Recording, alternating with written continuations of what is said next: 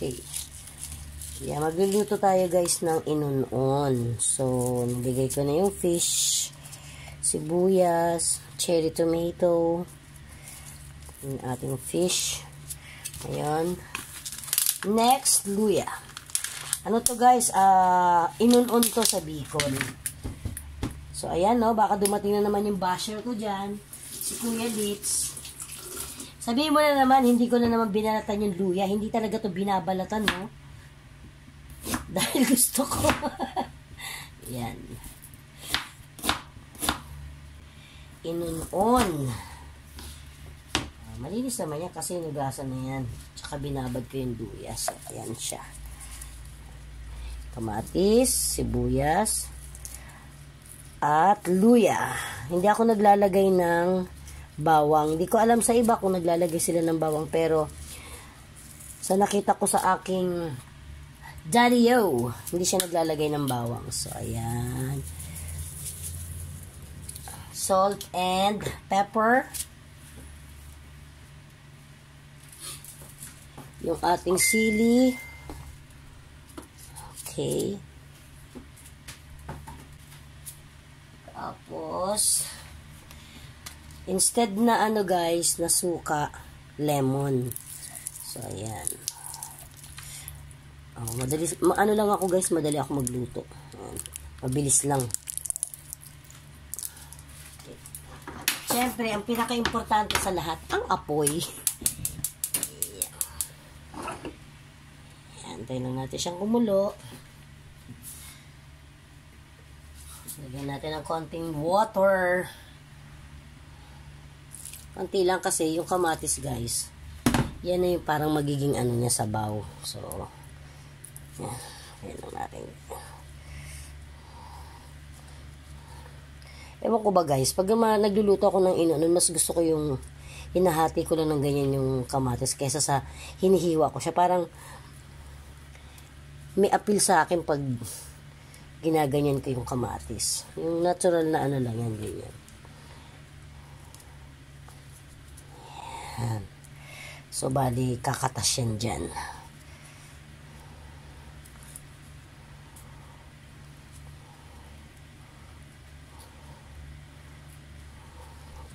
Yan. Oops. Uy, juicy. Habang may apoy na siya. So, palaman na natin ng konti yung tiyan. So, ayan. Lutong bahay to ha. Guys ha, lutong bahay ni Mami Irie. Lutong may pagmamahal. So, ayan. Ayan siya. Simple lang natin. Huwag natin masyadong ano ha. Maraming ano, kalokohan. Lang natin siya kumulo. Yan. Okay.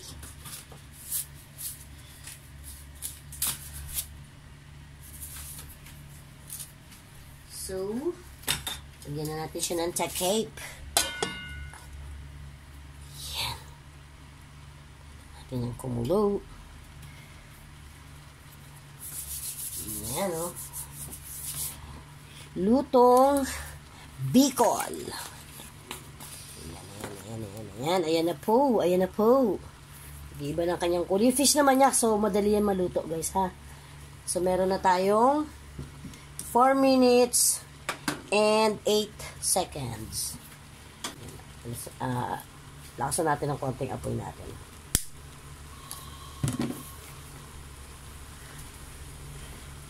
Check it out.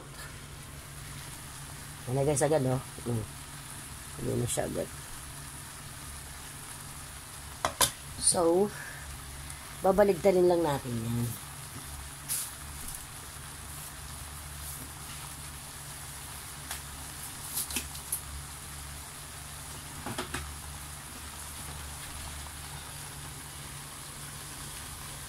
Other side naman. Yan, oh. Alam nyo ba guys, ang fish sa Japan, Diyos ko po, hanggang langit ang presyo. So, yung isang isda na to, bali 1/4 to. ang ano nito, ang kilo nito, 698 yen. Yan. Yan. Siya. Ito natin ulit.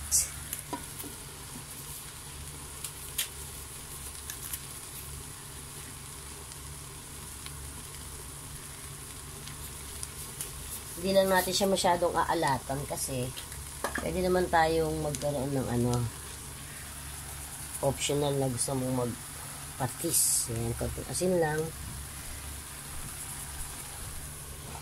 Yan. Yan na guys. And 6 minutes lang pa tayo, oh. Ito na, final countdown. Yung ating spring onion. Ayan. Hindi siya ano guys, kumbaga dekorasyon, hindi talaga kasali siya dyan sa lasa. At yan ang aking version. Oo. Huwag na magalit yung ibang mga ano dyan, ha, Bicolano. Kasi po, ganyan ako magluto ng inumpon. So, lagyan siya ng konting chili flakes. Yan. May sili na kanina, may sili pang pula. Ganun talaga. Yan. Alright. Yan. 1 minute lang.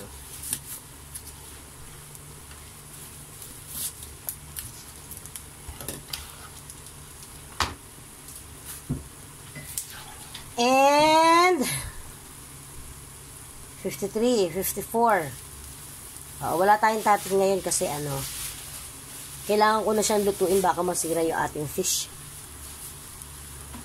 There you go, baby. 7 minutes. Ayan. Ayan na po. Tapos na po ang ating inunon. So, ayan na siya, guys. Oh. And ang huli ay ang ating MCT oil. So, add lang tayo ng MCT oil dyan. Para healthy ang ating ginagamit na oil. So, ayan na po siya. Tapos na po ang ating inunon. Finish. Cooked in 7 minutes. Kainan na po. Bye guys. Salamat po. Ayan na po. Na-plating na natin siya. So, sana mapanood nyo to, dinner time. Para makadagdag ng appetite. Ayan o. Guys, yum yum yummy. Ayan na po ang inunon. Na version ko po. Bye guys!